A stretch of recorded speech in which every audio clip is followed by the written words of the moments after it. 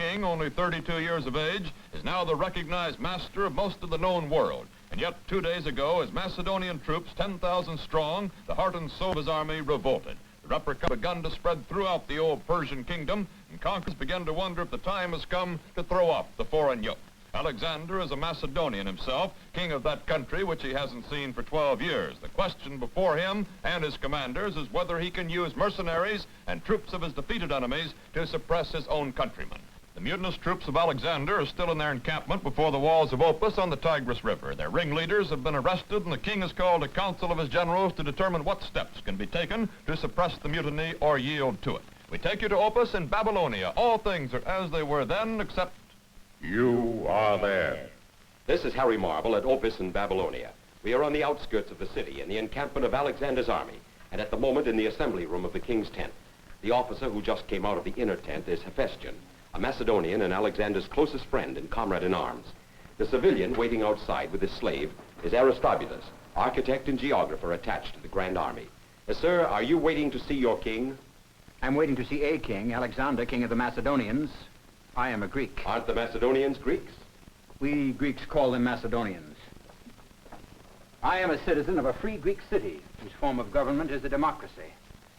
Until recently, the Macedonians were considered barbarians. I am part of a Greek technical staff of experts and engineers who, under command of the League of Corinth, are aiding Alexander in his great military campaign. Has your business here at the moment anything to do with the mutiny? That is a Macedonian matter. My business here is to show the king my designs for rebuilding the tomb of Cyrus the Persian. It is Alexander's whim to recreate it, for he has become partial to the conquered Persians. Aristobulus, you've been with Alexander during this 11-year campaign in Asia Minor and India. What, in your opinion, is the reason for the mutiny? I have no opinion. I can relate the facts if you wish to hear them. What are they? They are three. Alexander has demanded and received deification from the Greek cities and Macedonia. That is, they have, at his request, voted him a god. Is this unusual? For a living man in Greece, yes. Secondly, he has demanded that the Greeks recall their exiles, which is a breach of the covenant of the League of Corinth. That is, he is interfering in the internal affairs of the Greek city-states. Why should the Macedonian soldiers care about that? That's for them to say. Thirdly, Alexander has just ordered 10,000 Macedonian troops to return to their native land. But why should 11-year veterans of this Grand Army object to that? You'll have to ask them that. Or see Macedonia. Thank you, Aristobulus. Here come the top Macedonian commanders, members of the inner circle of companions and rulers of the great satrapies of the conquered Persian Empire. These are the task force generals who have gained enormous wealth and power until each is a kind of king in his own right. They are loyal and devoted to Alexander. Tell our king that we have come. Craterus, who is on his way back to Macedonia to replace Antipater as regent of the kingdom in place of Alexander. He is supposed to lead the 10,000 Macedonian troops back. These generals have taken no open position on the mutiny, although they did not object to the arrest of the ringleaders among the troops. And here are the Persians who now serve Alexander as barons in some of his conquered lands. Among them is the son of the conquered Persian Emperor Darius. In the center is Oxyartes, and to your right is Atropates. The mutiny has intensified the differences between the Macedonians and the Persians, although the two nations have intermarried on an immense scale here in Persia. The king requests that the companions enter.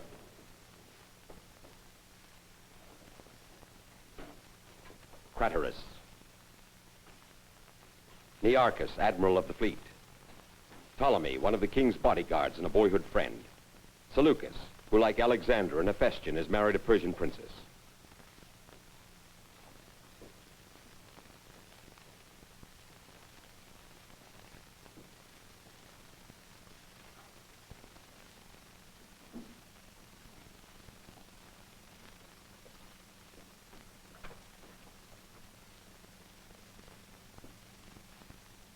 Are we not one army? Are you not all my generals and satraps? My companions and advisors? Then stand together, stand with me.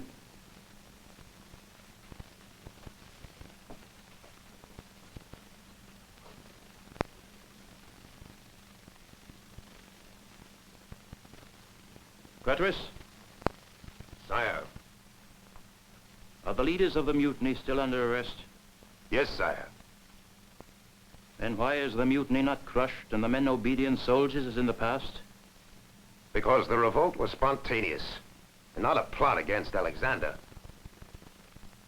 Alexander, when you decided to send the old veterans home, those battle-scarred and worn out by the great campaigns across thousands of miles of desert and mountains, forests and oceans, against armies of great sizes, of strange races and customs, the men felt that you were of a mind to get rid of them. That's why the men, the younger men, the vigorous ones, called out that they too should be sent home with their comrades to Macedon.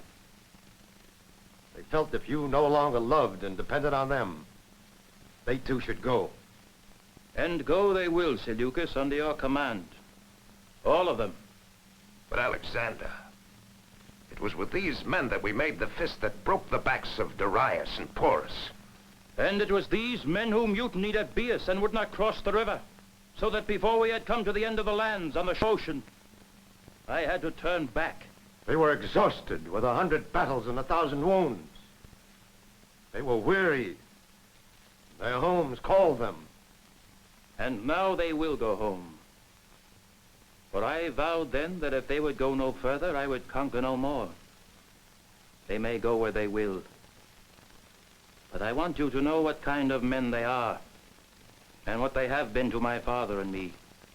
Philip found them vagabonds, clad in hides. Instead of hides, he gave them cloaks to wear. And from the mountains, he led them down into the plains and trained them to fight. He gave them laws and customs. And from being slaves and subjects, they became the rulers of Greece and of the Greek cities that called them Macedonian barbarians, as you too were called. As for myself, although I inherited little but debts from Philip my father, I led these men from a country that could not decently support them, and added to Macedonia, which was nothing but a mountain of barbarians, the whole of Asia. I taught the Greeks to respect them. And you? All this wealth is yours. You are the satraps, the generals, the captains. I have appropriated nothing for myself. I eat the same foods as they do, take only the same amount of sleep. I can show as many wounds as the next man. I've never stayed behind in battle.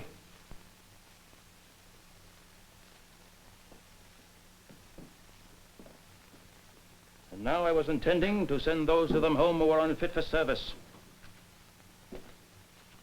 But since they all wish to depart, let them depart. All of them. Let them go back and report how their King Alexander conquered all of Asia. And on his return, they deserted him and went away, handing him over to the protection of conquered foreigners. Perhaps this report will seem glorious in the eyes of men and pious in the eyes of the gods. Let them depart.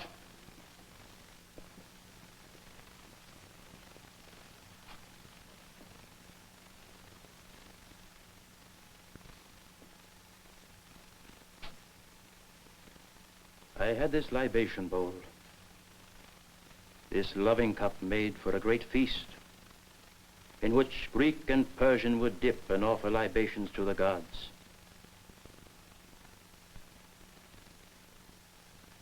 But I have no mind to celebrate now, for what I most intend cannot be said. Axiartes, call up the 30,000 Persian youths that have been trained in the Greek ways of fighting. We will form my foot and horse from them. Alexander! The council is dismissed.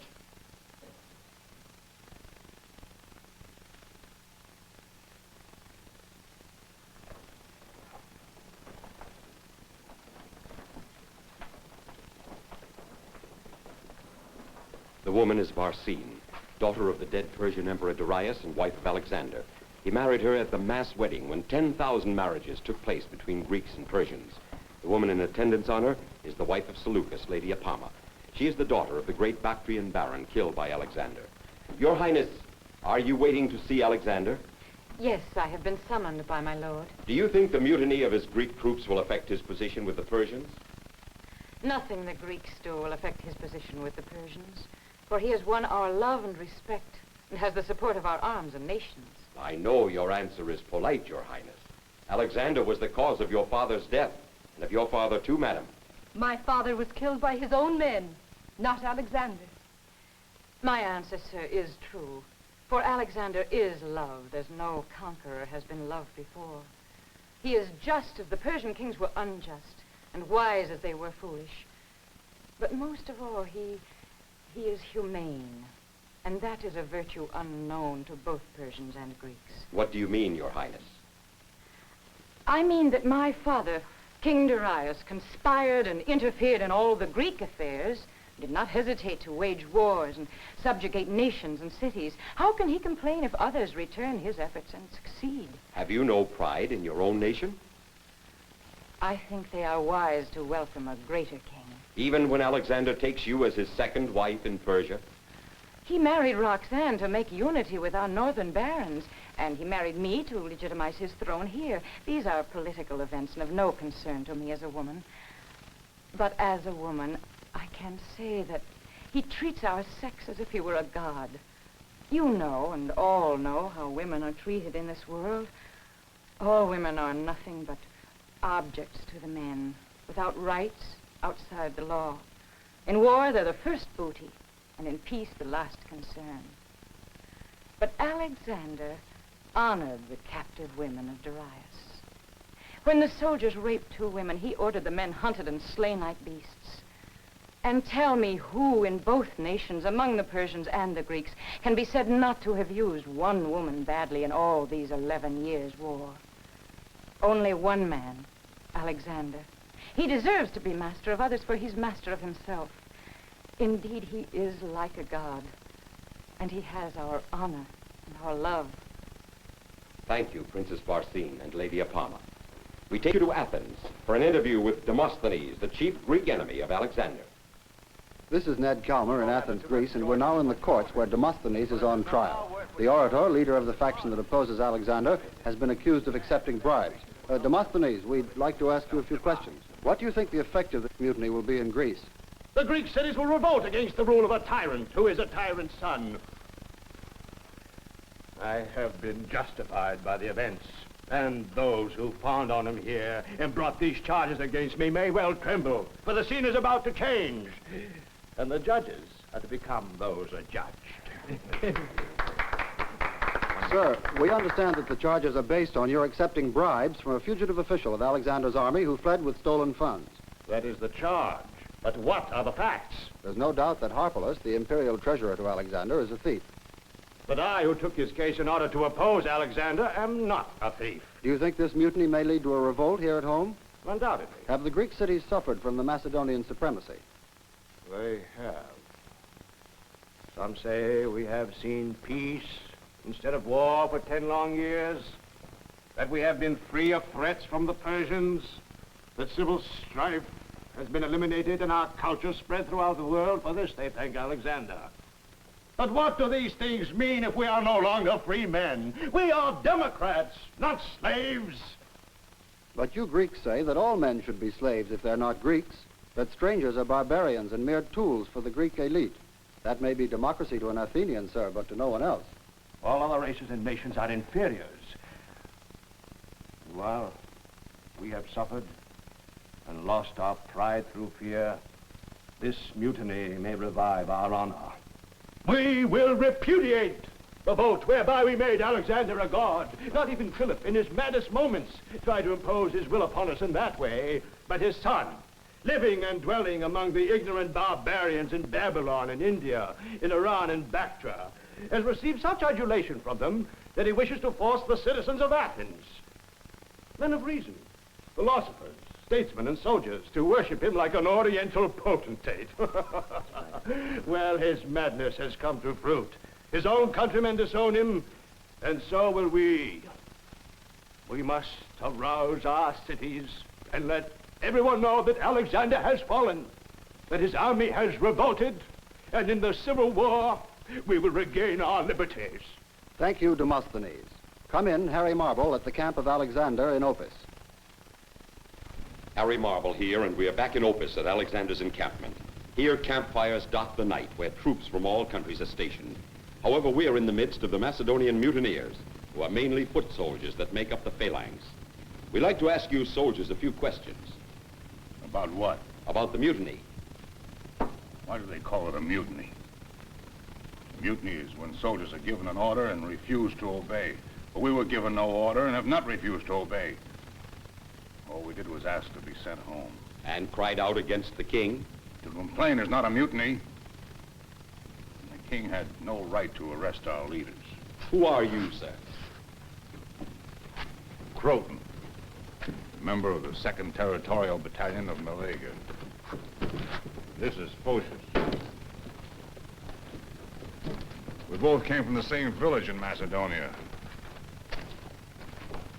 And are free farmers there, or were before we came on this campaign. I, 11 years ago, this lad in the first levy before we marched into India. How do you account for the mutiny? There's no mutiny. Well, the difficulty then. Comes from weariness. For while the generals may not grow weary of campaigning, the soldiers must. But Alexander commanded that the weary and the scarred and the wounded be sent home. Yes. Yes. And we Macedonians who conquered first Greece and then the whole world are to be relegated as one of the subject nations. Merely one of peoples subject to the imperial rule of Alexander. Well, not for that have we conquered the world. You are still young, Phocius. And you still think a plain soldier will get anything but pain and wounds by conquering the world. I am a Macedonian, as much a one as is Alexander. And I, too, am a Macedonian. As much a one as is Phocius. Alexander.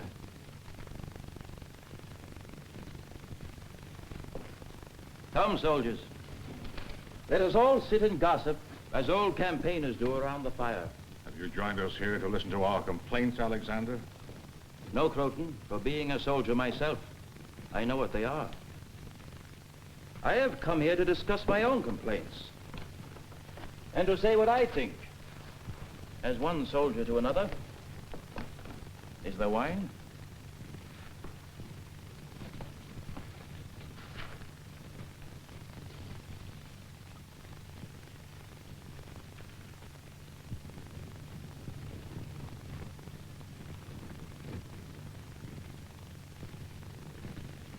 I was angry when 2 days ago I addressed the troops, and some call from the crowd, son of Ammon, when they know that Philip is my father. I never claimed to be a god's son. Ammon is a god. An Egyptian god. Do you think, Phocius, that when the gods made this earth and the men on it, there was a special god to make Macedonians? Nevertheless, I do not claim to be the son of a god, even a Macedonian god. Then why, king, did you ask that the Greeks declare you a god? Because I wish to bring to an end the disunity of the Greeks. As a god, I can make decrees. Nothing will cure the contentions of the Greeks but death.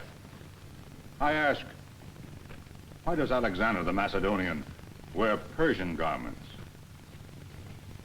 What is your thought, Croton? It will make the king angry. Speak your mind. Because Alexander the Macedonian wishes to forget his origins as a king of the barbarian hill tribes. He is ashamed, conqueror of the world though he is, before the great barons of Asia, and the nobles of the Greek cities, and the aristocrats of Egypt. True. It is true, but not out of shame. I wish to forget where I came from in order to become who I am. You know me, Croton, how as a youth of 18 I commanded the left wing in the great battle of Coronea where we defeated the Athenians. You know how from that moment to this I have always been in the forefront of battle, do you not? True. I saw you at Issus and Tyre. And when we crossed the great mountains of Hindu Kush? Was I not always the first to go forward when the men hung back when they were weary with fighting? True. And now I am a soldier aged 32 and have experienced with you more than other men have experienced in all time. We conquered the world. No, Photius. There is more world than we can ever conquer. And no matter how much we conquer, we can never hold it unless we change from being mere soldiers to something else. I have changed in these years of war and conquest.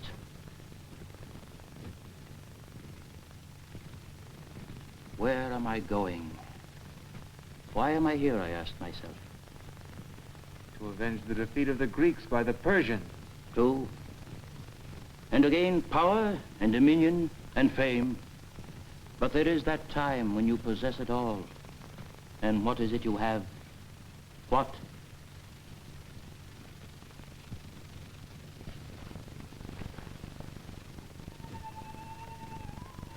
It's like holding the sea in your hand. When you raise it from the ocean, all is gone. And there the sea rolls, powerful, mysterious, eternal. There was no answer in mere conquest. I had to look to the gods. What did I see there? I saw that God was the common father of all mankind. And if this is so, then all men are brothers, whether they dwell on the Ganges or in marble Athens. This the Greeks would not believe. For they say that all other men are barbarians, even we Macedonians. We taught them at Caronia. Ah, but they did not learn. Thus I had to learn. I remember the doctrine of homonoia, of concord and peace among the factions within the city. And I said to myself, why can there not be homonoia among the Greek cities? And at last, as we stood on the banks of the Jhelum and looked out beyond into endless land and peoples, I asked myself, why can there not be harmony among all the peoples of the earth? That there be unity among mankind, as is fitting between brothers.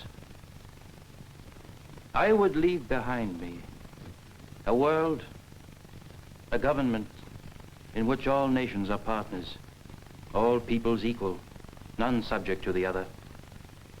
Without these ideas, after my conquest, only other conquests could follow endlessly, for no man will remain subject to another forever. Homonoia, a being together of one mind, as we are all children of a common Father on this vast earth of ours. This is what Alexander has learned from his conquest of the world. Aye, true. Then let us make a libation to the gods, praying for peace and brotherhood.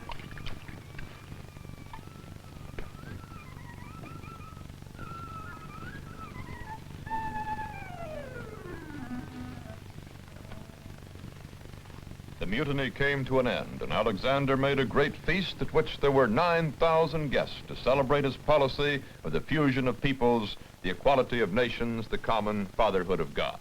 At Opus on the banks of the Tigris River, historians say the first recorded plea for the brotherhood of man was raised by a pagan king. But Alexander, who had conquered most of the world by the age of 30, was dead at 33, and his kingdom divided, war broke out on all sides. Homonoia was forgotten. However, the idea persisted mostly in the minds of philosophers until it joined the tradition of the Jews and the Christians and became part of the mainstream of human aspiration and need. What sort of a day was it? A day like all days, filled with those events that alter and illuminate our times. And you were there.